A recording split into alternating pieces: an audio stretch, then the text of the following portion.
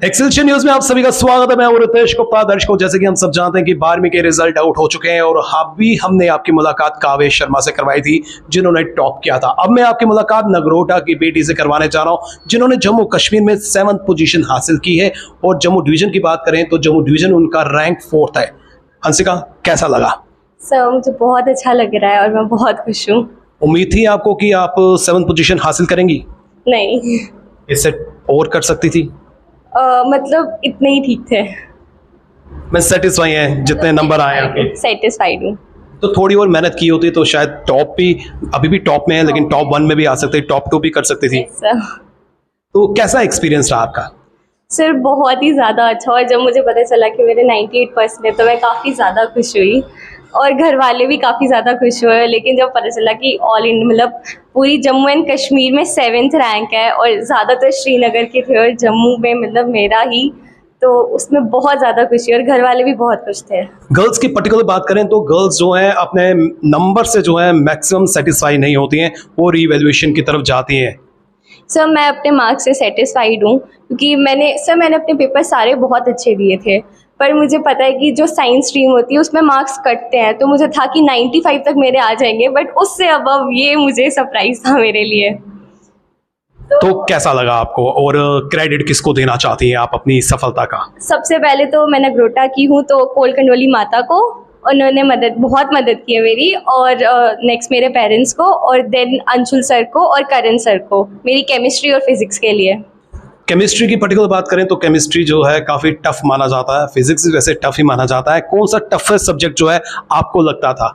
Sir chemistry में हमारे मतलब जम्मू एंड कश्मीर के एग्ज़ाम में 2 दिन हॉलीडेज़ दी थी और उस 2 दिन में ऑर्गेनिक केमिस्ट्री को रिवाइज़ करना फिर से काफ़ी ज़्यादा मुश्किल है। इनऑर्गेनिक को भी फिज़िकल हो जाती है। तो उन 2 दिनों में जो मेरे टीचर थे उन्होंने ऑनलाइन क्लासेस ली हैं रात के 2-2 बजे तक, 1-1 बजे तक। और मुझे याद है कि एक क्वेश्चन था एमोनिया वाला, तो वो सर ने रात को कराया और मैंने भी वो किया और दूसरे दिन वही पेपर क्वेश्चन में आया था लॉन्ग आंसर में 5 नंबर का। तो ऐसा क्यों लग रहा था आपको कि ये क्वेश्चन आ सकता है? और मुझे ऐसा नहीं लगा था ये क्वेश्चन आज, क्योंकि सर ने कहा था इम्पोर्टेंट है और सर काफ़ी एक्सपीरियंस है, पर मुझे ये नहीं पता था कि ये आ ही जाएगा। तो अगर आप इग्नोर कर देती सर की बात को तो आपके मार्क्स कट सकते थे। बट मैंने पहले का पढ़ा हुआ था, बस सर की रिवीजन कर दी उसने फिर से। और कौन सा सब्जेक्ट जो है वो आपके लिए डिफिकल्टी क्रिएट करता है या फिर अधिकतर बच्चों के लिए जो है वो समझ में नहीं आता है? केमिस्ट्री। सिर्फ केमिस्ट्री? आई थिंक बाकी बच्चों के लिए फिजिक्स भी है, बट फिजिक्स मुझे अच्छी तरह मेरी प्रिपेयर थी, स्टार्टिंग से ही प्रिपेयर थी मेरी फिजिक्स। जैसे कि आपकी स्ट्रीम साइंस है तो आप डॉक्टर बनेंगे या कुछ और आपका लक्ष्य है, कुछ और आपका गोल है, एम है?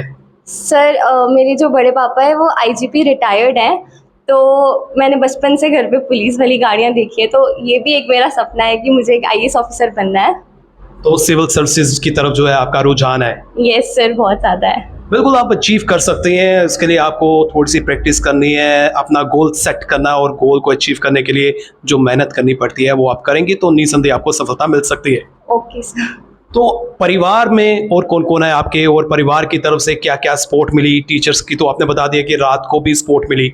सर जब मेरे एग्ज़ाम्स आने वाले होते हैं तो मैं काफ़ी ज़्यादा ट्रॉमा में होती हूँ, मुझे बहुत टेंशन होती है, स्ट्रेस होती है, ना मैं खाना खाती हूँ ना कुछ, बस पूरा दिन उस टाइम वो जो 2 महीने थे जनवरी एंड फरवरी, पूरा दिन मैंने लगा के पढ़ाई की है और अपना सिलेबस खत्म किया और घर वालों ने बहुत सपोर्ट किया। मैं रोती रहती थी तो सब ने बहुत सपोर्ट किया, इवन कि मम्मा तो खुद ही हाथों से खाना खिलाती थी, मैं पढ़ रही होती थी, तो काफ़ी सपोर्ट था उनका।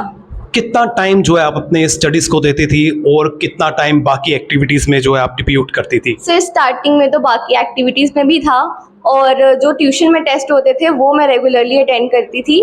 लेकिन लास्ट में जब पेपर आने से पहले जो प्रेशर होता है जनवरी फरवरी में, जब प्री बोर्ड्स होते हैं, तो सर पूरा दिन आई थिंक 8-9 घंटे तब लगाए हैं, मतलब तब पूरा दिन।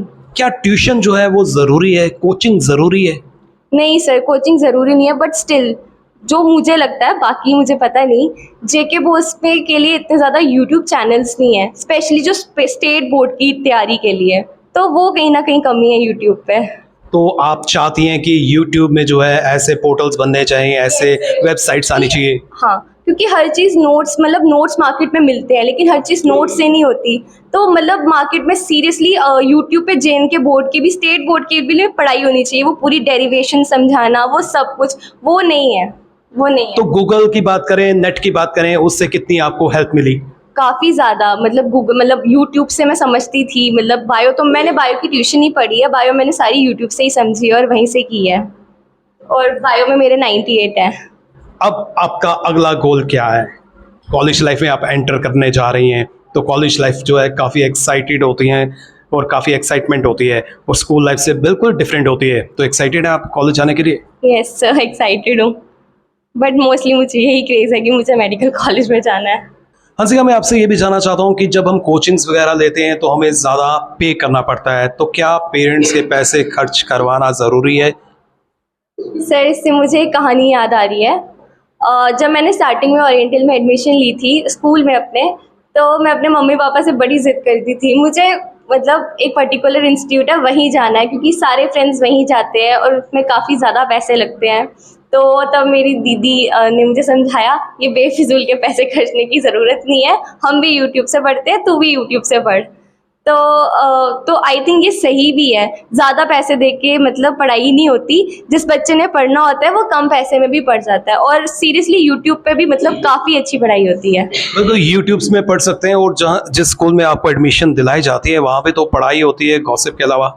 यस सर, वहाँ पे भी गॉसिप्स भी होती है, पढ़ाई भी होती है, दोनों चीज़ें होती हैं। लेकिन ज़्यादा टाइम जो है गॉसिप निकल जाता है। नहीं, उधर काफ़ी ज़्यादा मतलब हमारे स्कूल में स्ट्रिक्टनेस है, पूरा टाइम अलॉट किया है, तो गॉसिप्स के लिए इतना टाइम नहीं होता। बट जब हम कभी पानी पीने के लिए मतलब चाहते हैं तो वहाँ पे हो जाती है।